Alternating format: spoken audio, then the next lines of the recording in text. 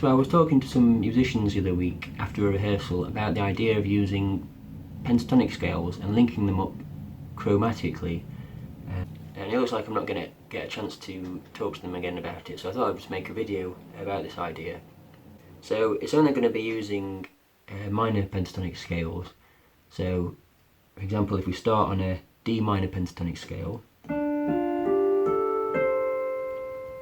the first thing we're going to do is to make an 8-note sequence from the scale.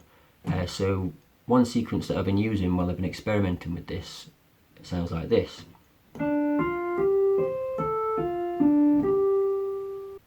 Now to visualise that pattern a bit more clearly, we can think in terms of steps and skips. So a step would be from a note to another note in the scale.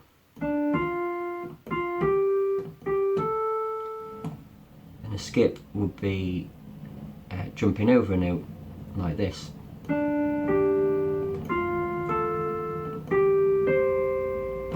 So if I was to write that pattern I just played out, it would look something like this. So if I write this to represent the note that we start on, we're going to move up to the next note, which I'll represent with an arrow like this. And then for a skip, what I'll do is I'll write an arrow like this. So the first part would sound like this, and skip.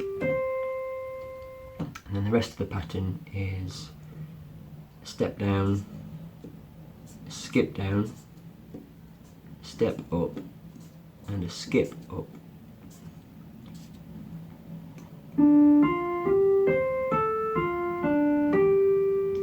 And then finally, I'm going to go up. So there's a couple of ways we can move the pattern. So the first way is, instead of playing in D minor, we could change the scale.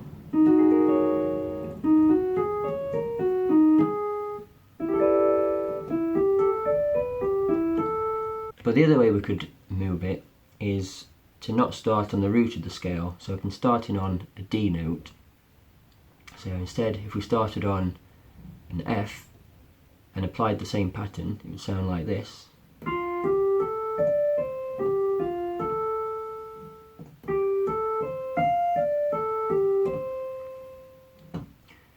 So there's 5 notes in the pentatonic scale, so there's 5 patterns that you could play.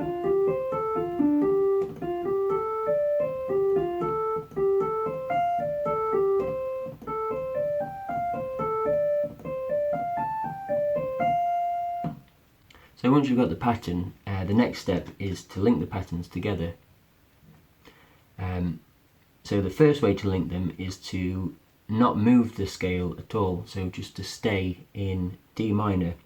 So if we look at the first 8 notes of the pattern in D minor, we end on a G, and then we're going to go up to the next note of D minor to A, which is now the first note of the next pattern. But because we're staying in D minor, it's the D minor pattern but starting on an A.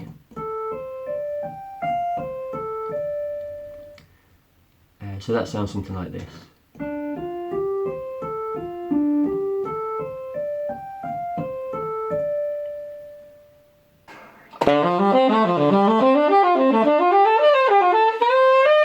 So you could use this idea if you're just playing in a pentatonic scale, just to put these patterns in.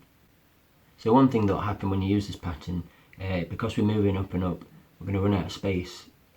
So what I'll do is I'm going to add another pattern that moves downwards, and it's going to sound like this.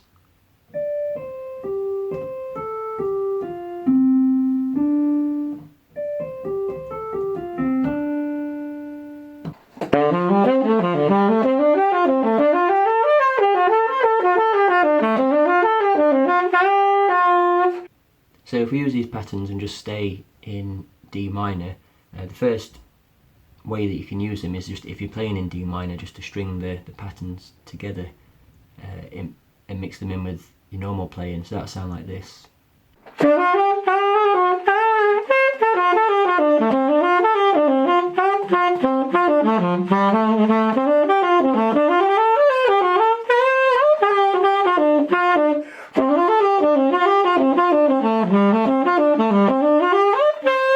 And that's nothing new really, it's just sequencing notes. So for example, like a really common pattern you can think of would look like this. So if we move up through a scale, the 4-note pattern, and then jump down, that sounds like this.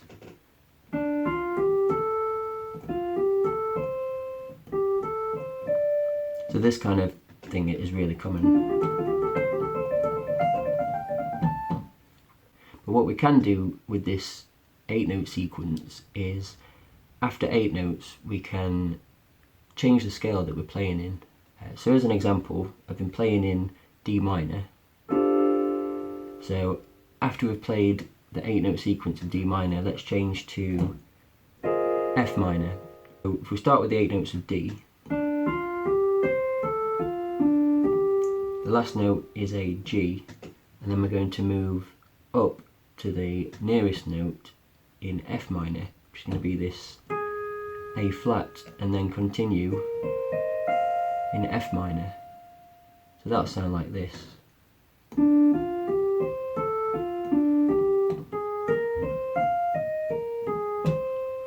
And then again, this is the 8th note in the sequence of F, and if we're going to go back to D, we'd go up to the next note in D minor.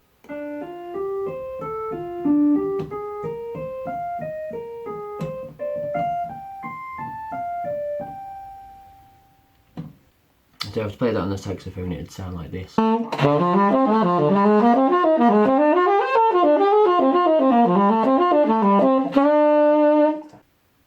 So you can link any scale to any scale. So as another example, if we were to link D minor and E minor, that'll sound like this.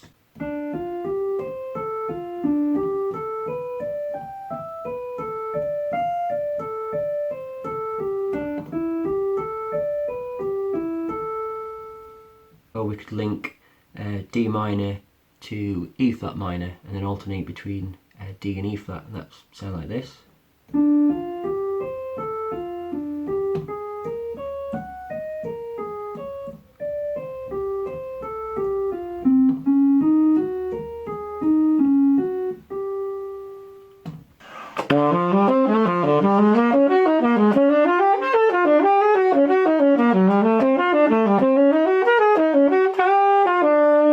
So we can mix any minor pentatonic scale to another minor pentatonic scale, but what would be good is a way to think about the relationships between the scales that we're moving between.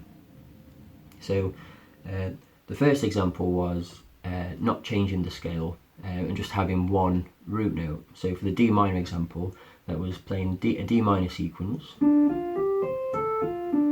followed by another D minor sequence, which has no tension at all because it's just D minor to D minor. So if we represent that with an R for root, because we're thinking in terms of D. So to add tension to that scale, we can move the root notes up in fifths. So if we're starting on a D minor, if we move the root of the scale up a fifth to an A, and then take an A minor pentatonic scale, we can link the D minor scale to the A minor scale, which is the fifth above. So if we represent that with a 5, it sounds like this.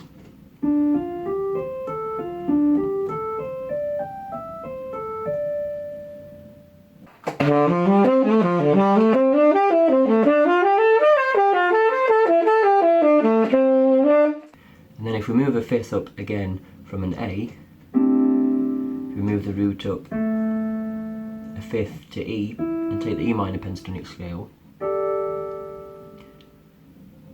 we can then move from D minor to E minor which is a major second above. So we'll represent that relationship with a 2. Sounds like this. To E.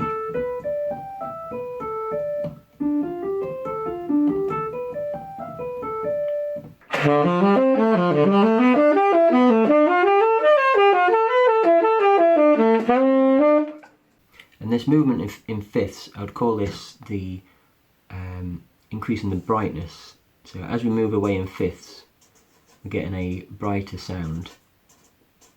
We got to the major second, so from D minor to E minor. If we go up a fifth again from E,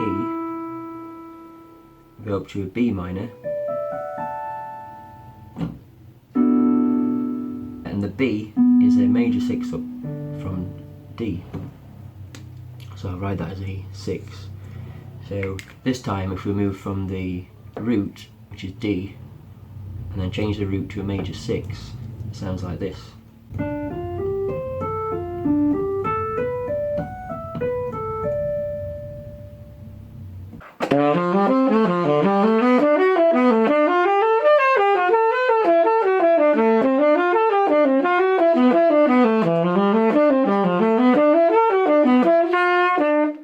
And then carrying on, a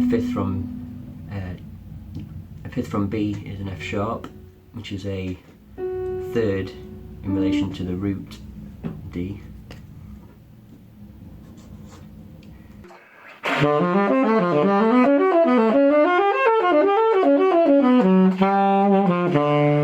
And then a fifth up from an F sharp is a C sharp, which is a major 7th up from a D.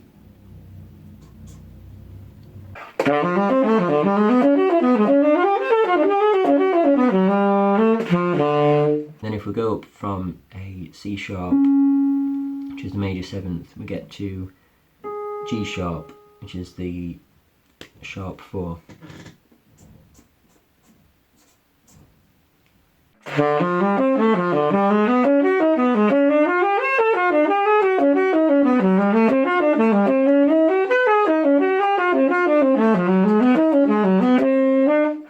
Now we can go the other way as well.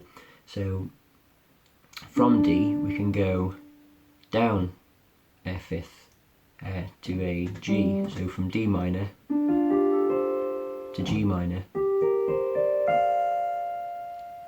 So to change from the D minor to a G minor, we're changing the A to a B flat, which has a darker sound when you mix the two together. So to get from D to G, we're moving a fourth, and then as we move in fourths or down in fifths, we'll call this having a darker sound.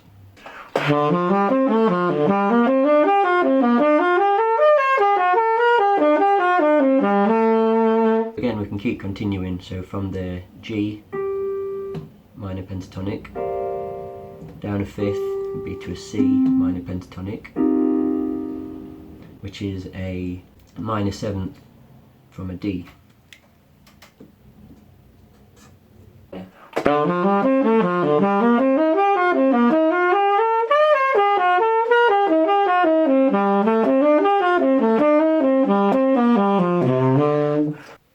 We go from C minor pentatonic down a fifth to F minor pentatonic, which is F is a minor 3rd above D.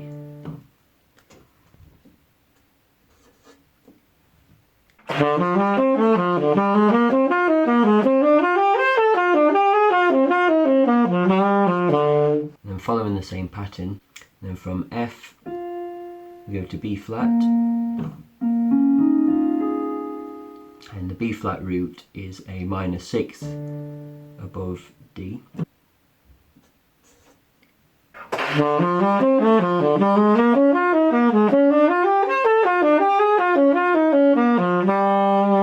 And then from B flat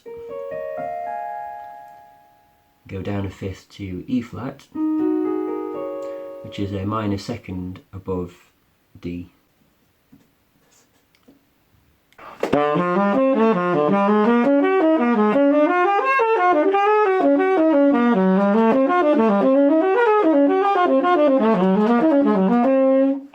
then from E flat, move the E flat down a fifth, we get to A flat.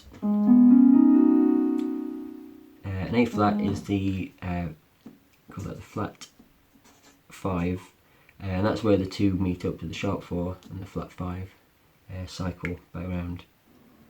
So what you can do with the scale is you can use it to sort of control how much tension you want to get.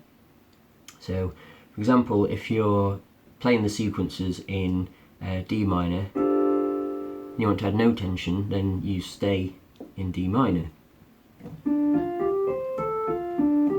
Into A, and then it's D minor again. And then if you want to add more tension and it sound bright, then you just move up the scale. So for example, if you wanted to add a bit of tension, you could go up a major second, so from D minor to E minor.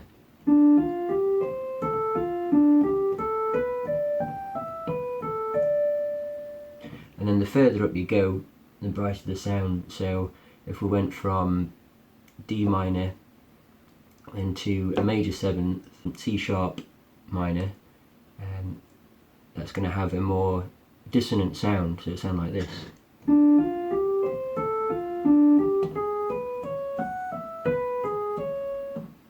And then you can also start sort of continuing the movement of the root notes.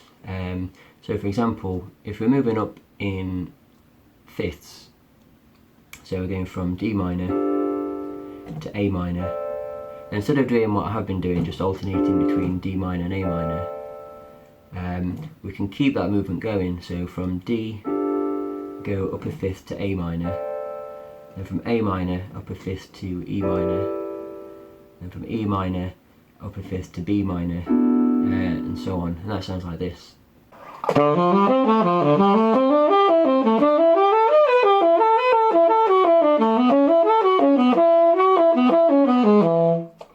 And that's just going around the cycle of fifths.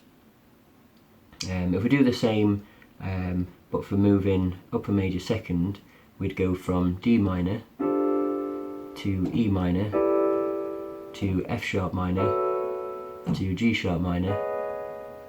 So we're basically going up the whole tone scale, which I'll just write like this. That sounds like this.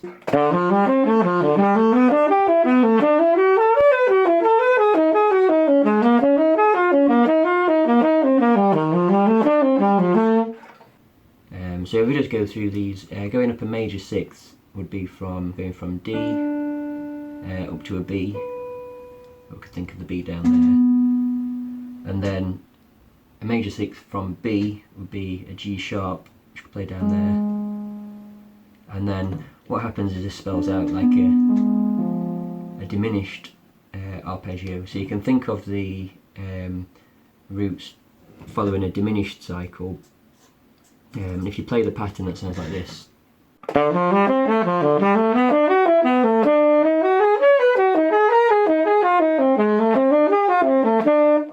Then with major thirds, that will be like D minor to up to F sharp minor, up to B flat, and then from B flat we're back to D as the root again, and that spells out like an augmented chord. So you can think of the roots moving in this augmented pattern, and that sounds like this.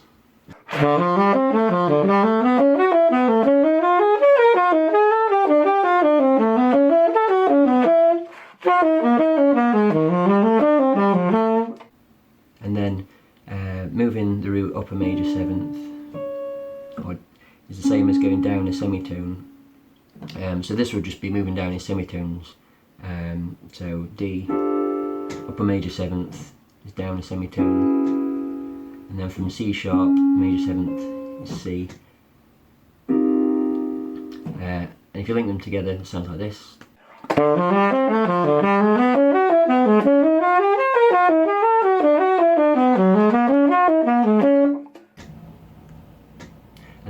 the same applies as you go down the darkness scale. So root to fourth is just this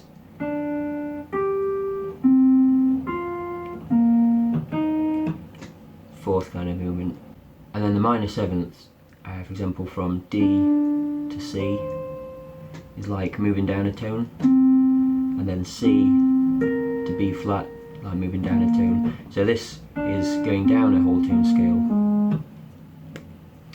You can write like this, and it's very similar to this one. So moving in minor thirds is going to spell out a diminished scale for the roots of the pentatonic scales.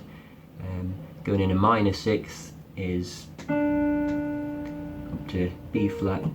You could play it down here, and then B flat. Minor sixth would be G flat, which you could play, and again it spells out that augmented shape for the roots. And then going up a minor second is obviously just going to follow the semitones. So each of the movements has its own kind of sound depending on where you go to in the brightness or the darkness scale. And I guess the overall goal would be to sort of just think of the next scale depending on what kind of sound you want and how crazy you want the sound to get. One thing that you can do, which is quite common, but I've never thought of it as part of this system, is if we look at the moving up in a fifth or moving up in a second. So in terms of D, you can mix the D minor scale and the A minor scale, and the only difference is if we look at the D minor scale, the only difference between this and an A minor scale is moving the F to an E, and you have an A minor scale. So this is something that's quite common, that you can, if you're playing in D minor, you can play the A minor scale just to get the second in, and then the same thing for moving up a second, which is playing the D minor scale and then mixing it with the E minor scale.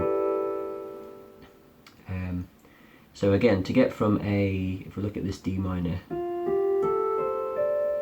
to get to the E minor scale, we again add the E, which is now an A minor scale, and then if we turn the C to a B, we've now got the E minor scale. Now these two notes, the E and the B, are the 9 and the major 6, which kind of spell out a D Dorian scale if you put them together. So they sound harmonious together because they're part of a same scale. And there's an example that sounds like this.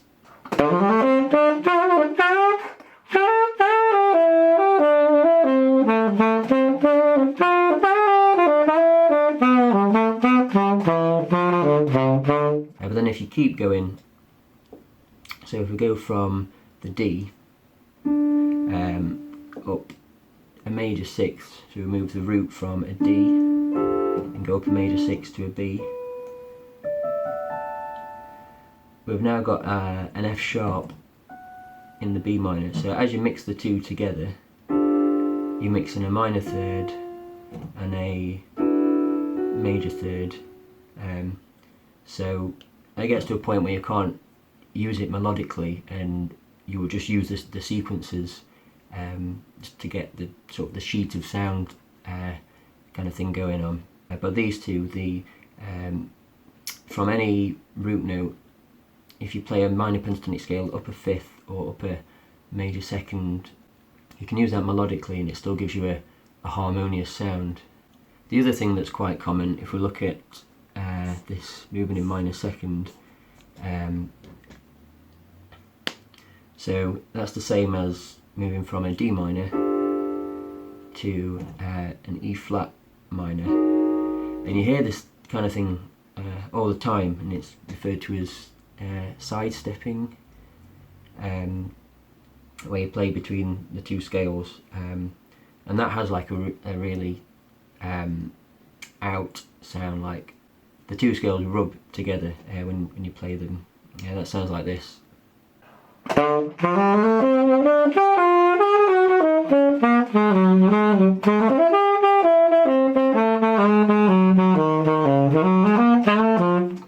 you hear that kind of thing quite a lot.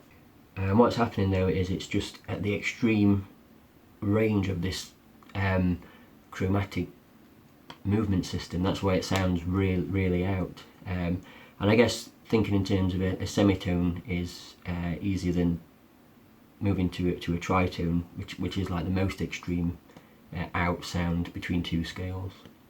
So the aim of this idea is just to be able to move anywhere up or down the scale depending on what you want the next scale to sound like.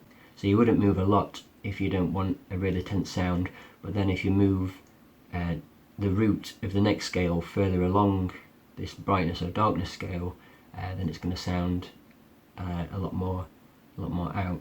And the other thing you would do is you would use more than the two patterns that I'm using at the moment, because when you hear the same pattern being repeated, it sounds a little bit more like an exercise. But I'm still trying to get the hang of this first pattern at the minute. And what I'll do, I'll play that clip from right at the start of the video and just put what scales I was playing using this system.